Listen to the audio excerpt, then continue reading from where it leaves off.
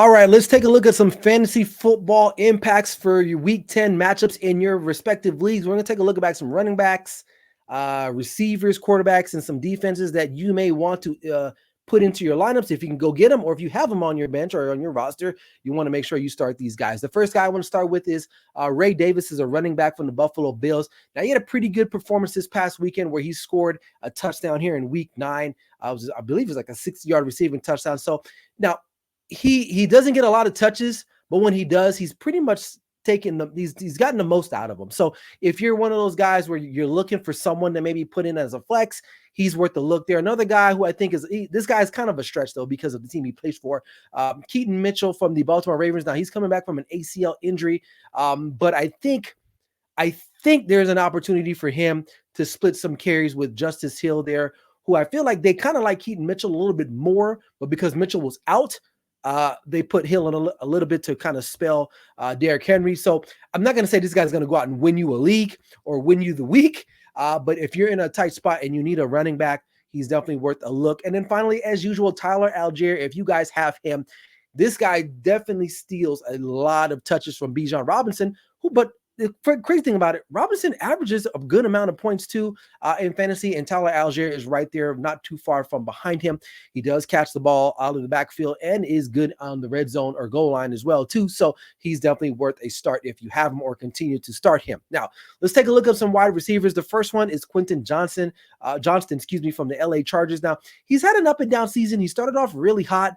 Then he kind of tapered off, but this past weekend, he really did a good job. He scored a 66-yard touchdown, basically after having coming off of an injury. So he's definitely one of those guys who has a potential upside if you're looking at a flex, maybe not as a number one wide receiver, but maybe as a number 2 wide receiver or even a flex in whatever league that you're in.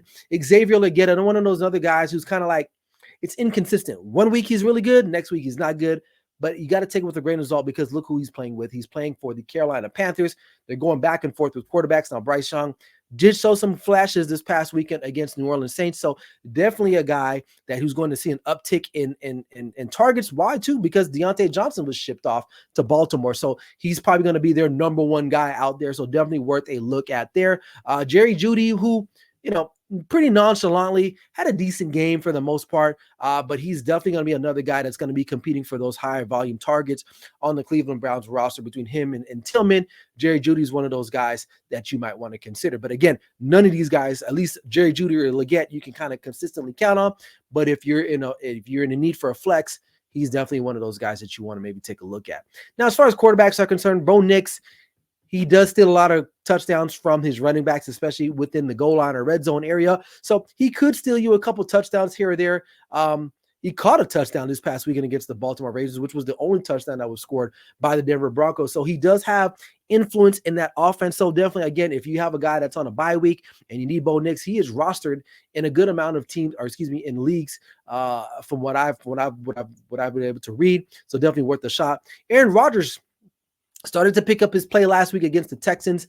He looked strong. I will say that he connected with Devontae Adams. Finally, those two haven't caught a touchdown pass in quite some time, but maybe they're starting to fix things there a little bit in New York. Now, I'm not going to go say they're going to go on a tear, but definitely worth the watch there or a pick up there. And then Justin Herbert, who is steadily increasing his play. The passing volume has increased now, which is kind of ironic because Jim Harbaugh likes to run the football. But I think they're starting to open the playbook up just a little bit more. I would not be surprised if they go out and make some type of deal to get a true number 1 wide receiver by the trade deadline. I think that would only help Justin Herbert's value and also help this team, especially if there's an increase in the passing volume for this offense. So I like Justin Herbert. As far as tight ends are concerned, Mike Gesicki, Cincinnati Bengals, he's out there. I think he's a strong option. If T. Higgins is out, for injuries or anything like that, he's a strong option there for you. But if T. Higgins is there, it's kind of touch and go there. Only for the fact because he has Jamar Chase, and if T. Higgins is in front of him, he's not going to have a lot of targets thrown towards his way. So, but it's always you got to circle it with him. But definitely a guy if you want to look for. Taysom Hill, I was kind of looking at what he was doing, this past weekend. He had 60. I forgot to remember my notes here. 60 yards from scrimmage this past weekend and a rushing touchdown. He isn't what he used to be, right? Obviously, because the New Orleans Saints is not what they used to be.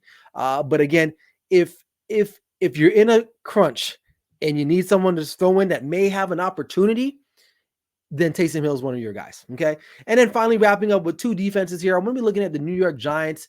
They have a good matchup against them coming up against the Carolina Panthers. So listen, anytime you get a defense that's playing the Panthers, Raiders, Browns, hell, even the Cowboys at this point, especially now, teams that struggle to score the ball, or even the Patriots, go pick them up. And that's what I've been doing in my leagues. And honestly, the defenses that I picked the last couple weeks have scored double digits just because I've been playing that type of strategy there. And then finally, the Washington Commanders. Now, people are saying, well, they're playing the Steelers, and Russell Wilson is cooking because he's unlimited, right? But listen, here's the thing. The Commanders defense has gotten better progressively the last couple of weeks. I don't think that's going to stop this week going forward. I think this is definitely worth a look if you are kind of teetering between a defense that you may like. They're definitely worth a shot there. So there you have it. Those are my fantasy football impacts going into week 10. Let me know what you guys think in the comment section.